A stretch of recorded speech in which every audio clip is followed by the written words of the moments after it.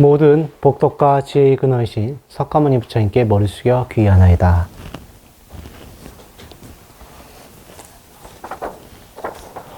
네. 쉬고요. 저번 시간에 말씀드린 대로 오늘은 신법에 대해서 말씀드릴 것입니다. 여러분들께서도 아시겠지만 저희 문중은 제일 중요한 것 중에 하나가 순응원 선매도입니다. 그래서 순응원 선매도에 보면은 대화상님께서 모든 불교를 총정리하셨는데 그 중에 하나가 5275법이라고 해서 설의체 유부라는 그 부파에서 정리하신 법의 그 정리체가 있습니다. 그걸 5275법이라고 합니다. 자, 아마 설의체유부라는 것을 다 들어보셨을 것입니다. 그 순응원 선매도에 보면 금진이라든가 뭐 토모진, 우모진 이런 이야기 나오는데 다 그 설의체유부 논서에서 나온 내용이에요. 그 설의체유부가 굉장히 중요한데 설의체유부란 뜻이 뭐냐면 제가 한번 언급했었는데 설일체유부, 설, 일체, 유부 모든 것이 있다라고 말하는 부파입니다. 자, 그 전에 여러분들이 부파불교가 뭔지 아십니까? 모르시죠? 네, 그걸 좀 설명하고 넘어갈게요. 네. 저도 몰랐었으니까, 예. 부파불교라고 하는 것은 먼저 부처님이 이제 성도하셨죠. 성불 하셨죠. 거기서부터 저희 불교의 시작입니다. 근데 불교가 시작할 때 여러분들께서 부처님 생애를 다 읽어보셨거나 아니면 저의 그때 부처님 생애에 대해서 언급했던 내용을 보셔야겠지만 그러면 불교가 성립된 거는 가장 처음에 초전법륜이라고 해서 오비구한테 설법을 하시죠. 그때 승가가 형성이 됩니다. 그죠?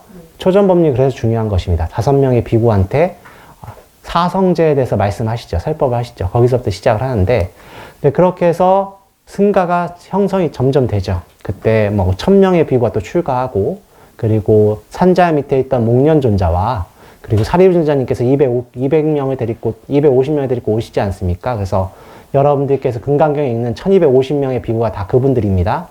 예, 그죠? 기억하셔야 됩니다. 자, 다시 한번 말씀드릴게요. 그때 가섭 삼형제가 데리고 출가한 것들이 1000명이죠.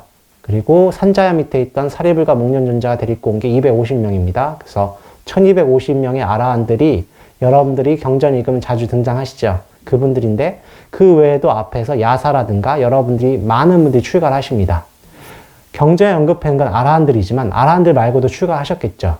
그래서 수많은 분들이 출가를 하셔서 형성이 되는데 자, 부처님 당시에도 교단의 분열이 있었습니까? 없었습니까? 있었죠. 자, 그럼 부처님이 45년 동안 설법하셨지만 부처님 제세시 육신으로 계실 적에는 그때 분열이 있어도 봉합이 되죠. 봉합이 됐는데도 좀 출혈이 컸죠. 그때 어느 때는 부처님께서 아예 말도 하지 않고 그냥 숲속에 들어가신 적도 있으시죠. 네. 기억나십니까?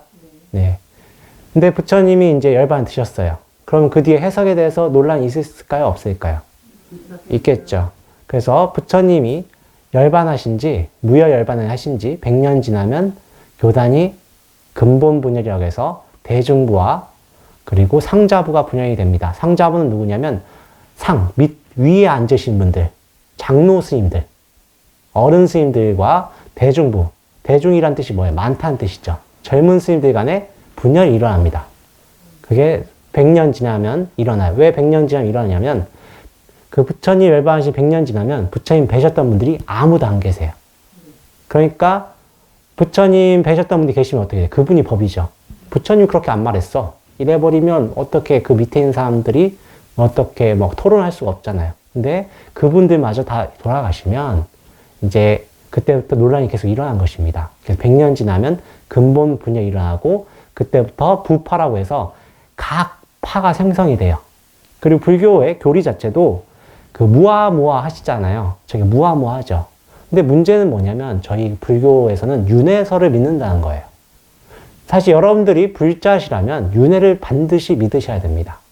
윤회를 믿지 않으면 여러분들의 믿는 불교는 성립할 수가 없어요.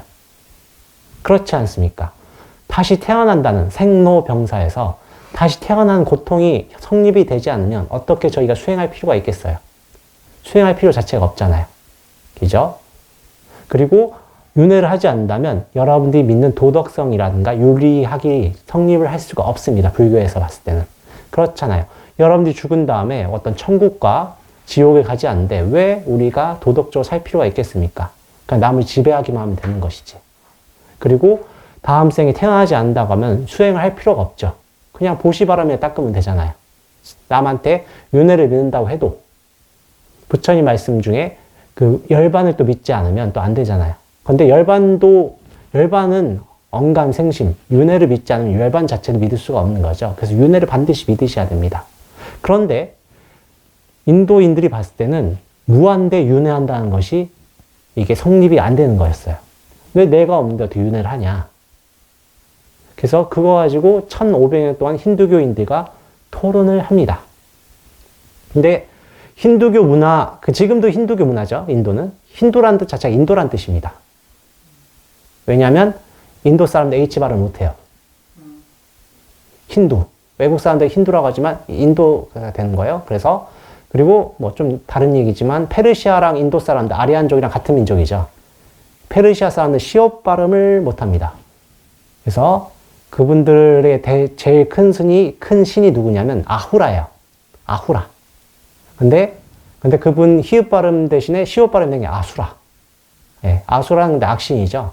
뭔가 그 계파별로 좀 분열이 있었나 봅니다. 저쪽 신은 악신, 이쪽 신은 좋은 신 이렇게 됐겠죠.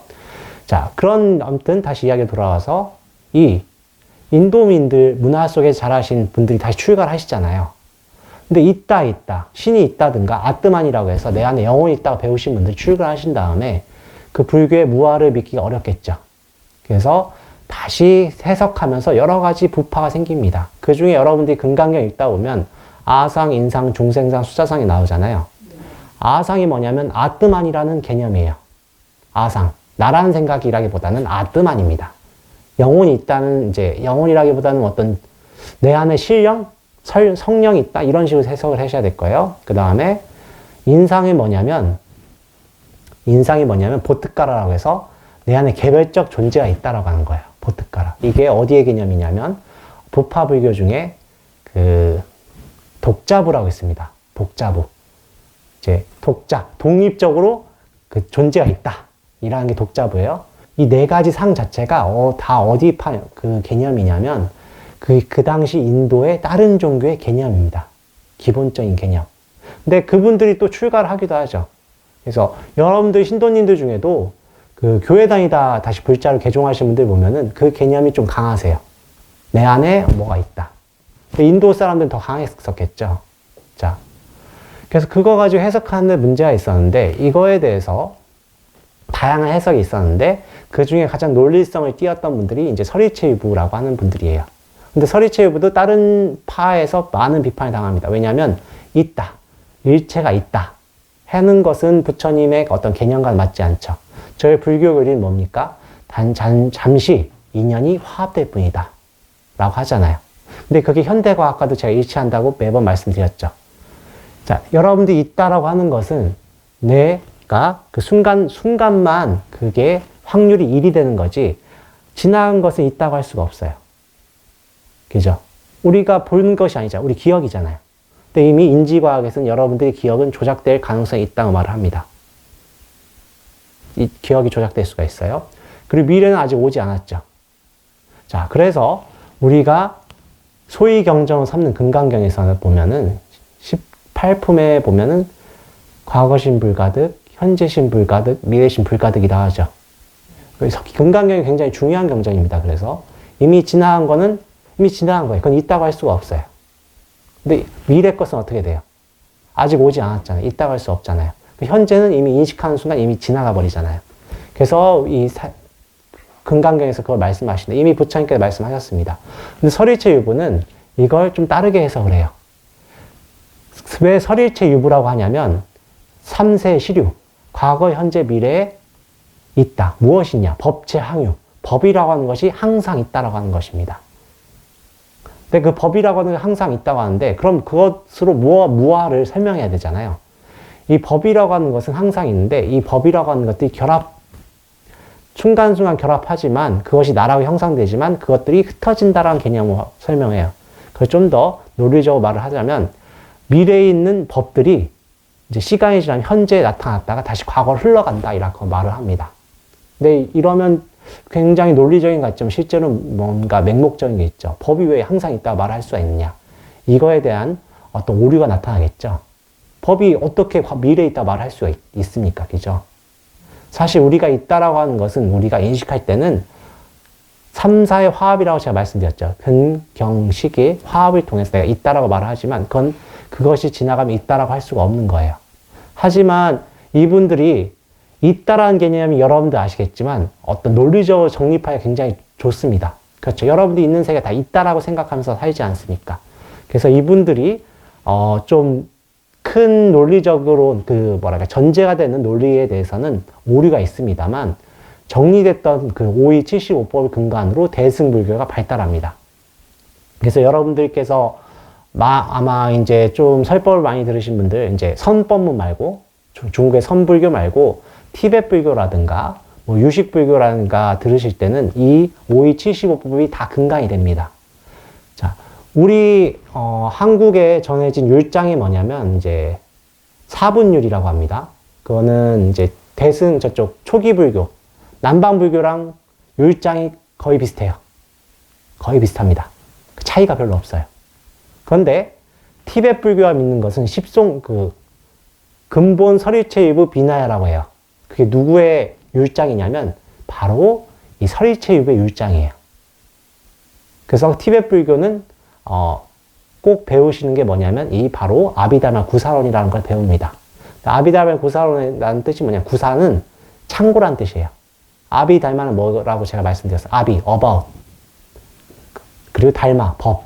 법에 대한 것을 창고, 백과사전이다 라는 뜻이에요. 아비달마 구사론이. 아마 설법 들으신 분은 아비달마 구사론 가끔 들어보셨을 거예요. 뭐 구사라고도 합니다. 그래서 뭐 구사 6년, 유식 3년이라고 하는데 그 정도 오래 배워야 된다는 뜻인데 그 구사라는 뜻 자체가 그 당시 있던 법을 다 정리한 거예요. 아비달마를. 근데 것 중에서 저희 이제 중국에 다시 정리한 게 5.275법입니다. 이게 다 언급이 되긴 해요. 그래서 5.275법이 무슨 뜻이냐면은 5가지 카테고리로 75법을 정리한다는 뜻입니다. 그 5가지 카테고리가 뭐냐면 첫 번째는 색법이에요. 물질이에요. 물질, 색법. 그 다음에 제가 다 말씀을 안 드릴 거예요. 여러분들께 너무 많은 거 알려드리면 도리어 여러분들 혼동이 옵니다. 또 시간도 굉장히 오래 걸리고. 근데 제일 중요한 게 저희 불교에서 제일 중요한 법이 뭐겠어요? 신법이죠, 신법. 신법, 마음이지 않습니까? 그래서 마음은 제가 언급하고 넘어가려고 하는 거예요. 그럼 다시 돌아와서 5위 중에 첫 번째는 색법, 두 번째는 신법이에요. 그 다음에 세 번째가 심소법. 여기서 심소법이 뭐냐면 마음의 요소라는 뜻입니다. 그리고 이제 마음에 상관없이 움직이는 거 있죠. 우리 생명력이라든가 이런 거 있잖아요. 그런 것들은 심불상응. 마음에 대응되지 않고 자기 멋대로 간다. 심불상응 행법. 그리고 5번째가 무위법. 무위법입니다. 이렇게 5가지 카테고리 정리를 합니다. 5가지 카테고리 정리하면서 그걸 총 75가지가 있어요. 그래서 5.275법이라고 합니다. 자, 왜 제가 5.275법을 말씀드리냐면 여러분이 이제 좀 있으면 금강신론을 저희가 이제 다 어느 정도 정리가 됐는데 나눠드릴 건데 그 중에 숫자로 대화상 있게 정리하신 게 있어요.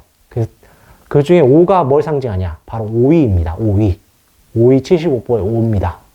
그래서 이걸 기억하시라고 제가 일부러 이걸 한 거예요. 5.275법. 그 중에서 오늘은 색법과 신법과 심소법에서 대지법을 할 것입니다. 자, 이제 구사론을 제대로 하려면 굉장히 오래 걸려요. 이제 굉장히 복잡하고 그리고 인도의 어떤 굉장히 오래전에 번역된 책이라 현장스님 번역하셨는데 좀 그 말 자체도 고루하고 그래서 그거 다 하려면 1년 정도 걸립니다. 그래서 신법과 심소법만 좀 하고 넘어갈게요. 자, 먼저 색법을 원래는 안 하려고 했는데 이걸 언급하고 넘어가야 될 것 같아서 색법을 적었습니다. 색법은 말 그대로 우리 산스크리트 루빠라고 합니다. 색은 루빠가 무슨 뜻이냐면 허물어진다는 뜻이에요. 변한다. 그런데 우리 법 중에 허물어지지 않는 게 있습니까? 그죠? 다 변하죠. 그래서 여기서 아비달마 논사들이 뭐라고 했냐면 걸리는 거. 공간 중에 점유성이 있는 걸 색법이라고 정의를 했어요. 맞죠? 여러분들이 보는 것 중에 공간의 점유성이 없는 게 없잖아요. 그죠? 다, 이런 거 다 공간을 점유하지 않습니까? 부피라고 하죠? 부피성 있는 거 색법이라고 정의하셨습니다. 이분들은. 그래서 그 색법에는 뭐가 있냐면, 안, 입이, 설, 신. 안근, 이근, 비근, 설근, 신근. 뭐, 이건 다 아시죠? 제가 굳이 설명 안 해도 되죠? 그래서, 안근은 뭐예요? 눈의 능력. 여기서 능력이라고 합니다. 눈이 아니에요. 여기 뒤에 있는 그 기관들 다 포함된 개념입니다. 보는 능력. 예, 보는 능력. 이근은 뭐냐면 듣는 능력. 그래서 이 귀만 포함된 게 아니죠. 그 안에 있는 어떤 모든 청각 기능 다 포함된 내용, 그런 관념이에요. 비근은 코의 능력, 후각이죠. 그런 거 다 포함된 개념이고, 그 설근이라고 하는 것은 혓바닥에서 다 느끼는 그 능력, 그 기관이죠. 그래서 신이라는 건 몸입니다. 그 다음에 이 대상이 또 있죠. 이것만 있는 게 아니잖아요. 이 감각 대상이 있잖아요. 그래서 색상의 미촉입니다. 이건 뭐 설명 안 해도 될 것 같고. 그 다음에 이 아비다비 논사들이, 이 구사론 논사들이 또 재미있게 표현하게 무표색. 이게 좀 어려운 개념이에요. 무슨 개념이냐면, 드러나지 않은 색이에요. 아니, 부피성이 있다고 본인들이 말해놓고, 드러나지 않은 게 있다고 말을 합니다. 근데 왜 이런 이상한 개념이 나오냐면, 아까 말씀드렸죠. 법이 언제 있어야 돼요. 근데 드러나지 않은 법이 있다고 해야 되는 거예요. 말이 안 되죠? 근데 이건 없어집니다. 근데 왜 이런 개념이 등장하냐면, 업 때문에 그래요. 여러분들이 뭔가 자기 한 행위에 과보를 받아야 되잖아요. 그런데 눈에 보이진 않죠, 당장. 뭐 며칠 전에도 뭐 그런 설법 하셨었죠. 이렇게 여러분들 하면 소리가 들리는데 지금 들립니까? 아니요. 근데 들렸다 어떻게 알겠어요? 저희가 기억을 하는 거죠. 네. 그런데 여러분들이 막 20살 때나 20대 때 이상한 짓 했다고 해요. 막 누굴 때렸어. 근데 아무도 몰라. 그 사람의 망토를 씌워놓고 눈을 가리고 때렸다고 칩시다. 아무도 몰라. 근데 마음은 알죠. 자기 마음은 알죠. 그죠? 근데 그걸 어떻게 과보를 받을까? 과보가 저장이 돼야 되죠. 그게 바로 무표업이라고 하는 것입니다. 드러나지 않은 색. 근데 드러나면 어떻게 돼? 물질화 되죠. 드러나면 물질화 되잖아요. 그것을 말한 게 바로 무표색입니다.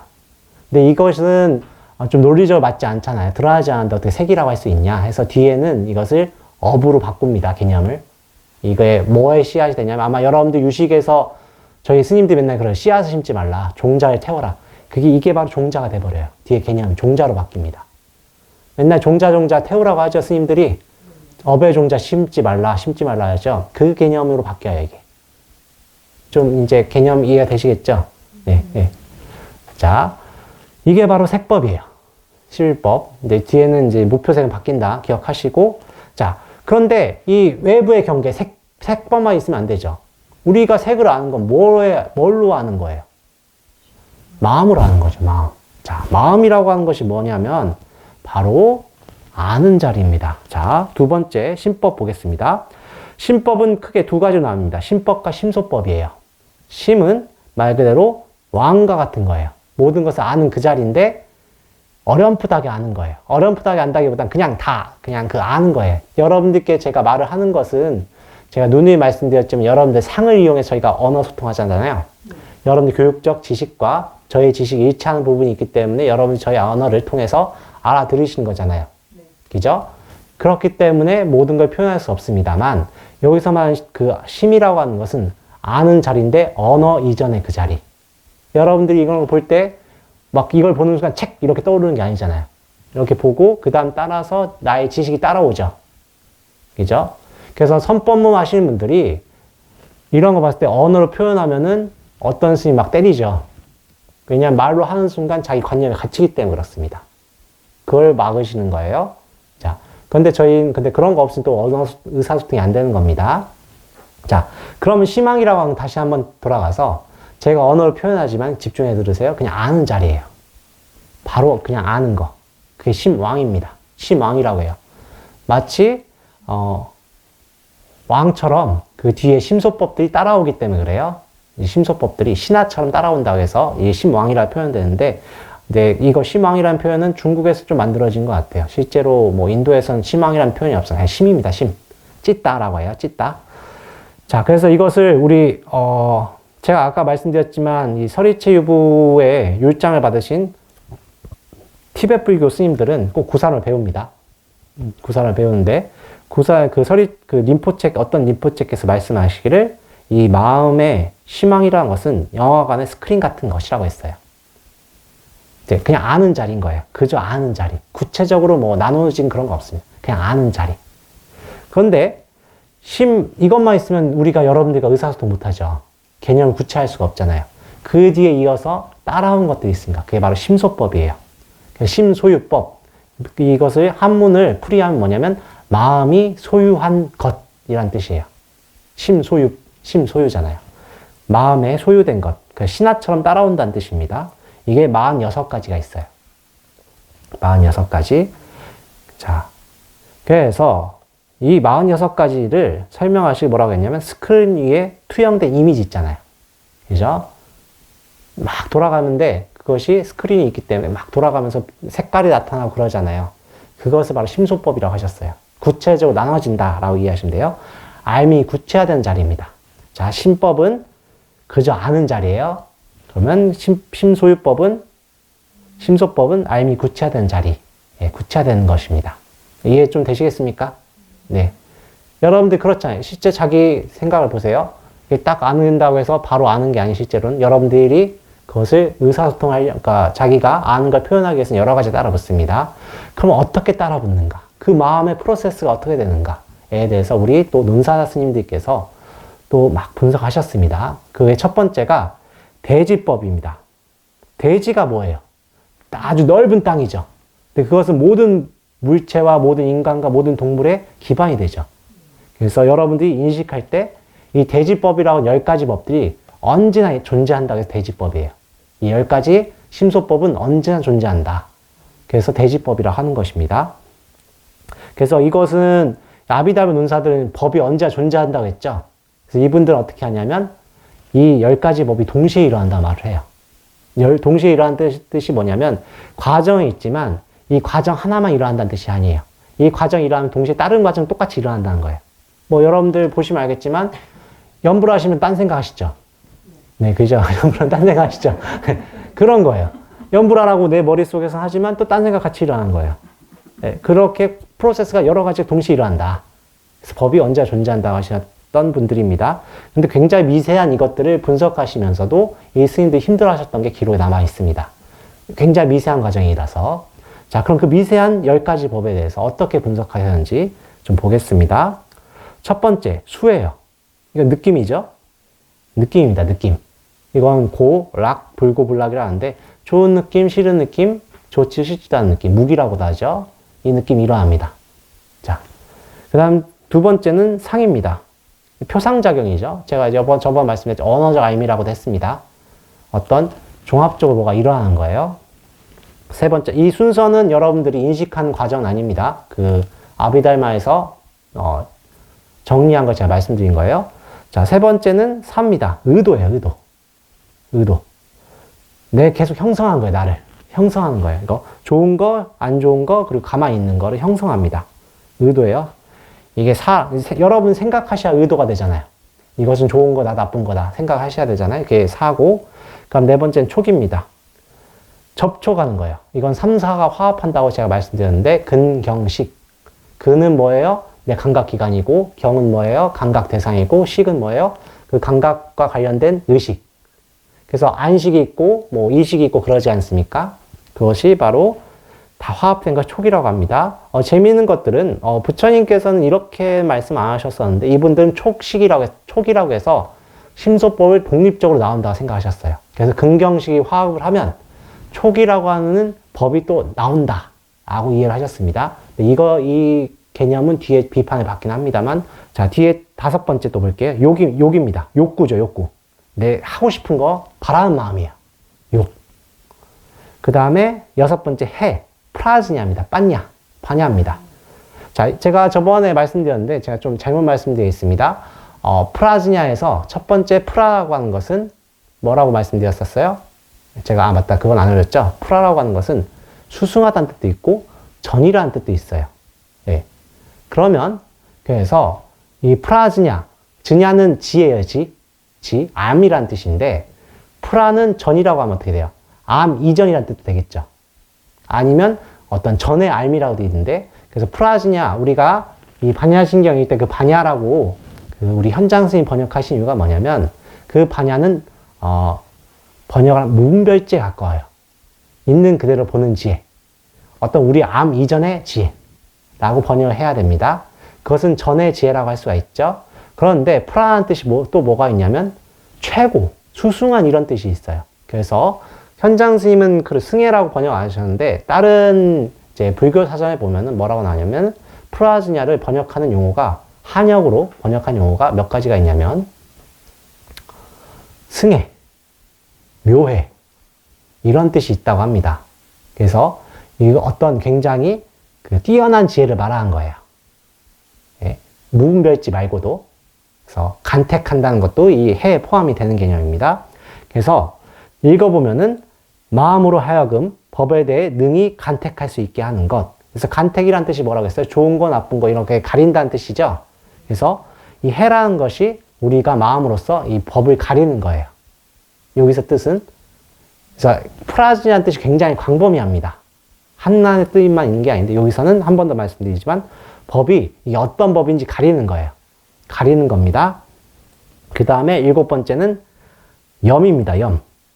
이게 사띠예요. 사띠.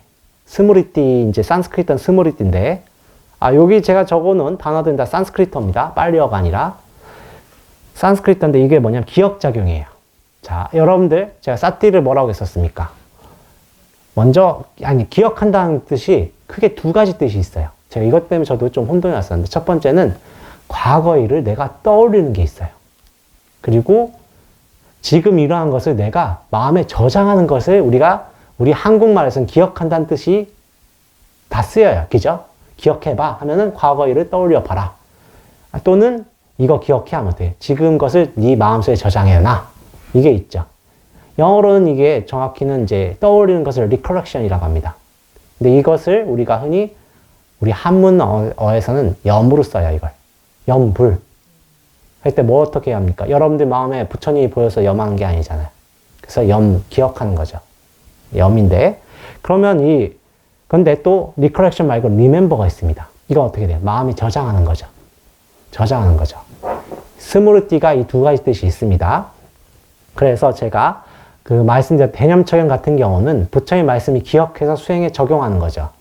근데 또 그거 말고도 지금 이러한 현상들을 내 마음이 기억을 해야 돼요. 근데 여러분들 기억하기 위해서 어떻게 돼요? 집중해야 되죠. 그리고 내 마음에 뭐가 있는지 알아차려야 되죠. 그리고 마음을 챙겨야 됩니다. 마음이 흐트러지면은 기억이 안 돼요. 그죠? 그 개념이 7번째 개념입니다. 그래서 대상을 잊어버리지 않는 것. 그래서 이것은 영어에서 remember의 대응이 될 것입니다. 대상을 기억하는 거예요. 그죠? 근데 둘 다 일어나요. 뭐 기억도 과거의 일을 떠올리기도 해야 되지만 지금 걸 또 기억해야 돼요. 그래서 이것을 한글로 하면 새긴다? 새김? 이렇게도 되겠죠.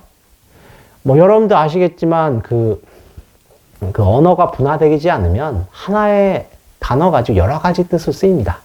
그래서 문맥상 파악해야 돼요.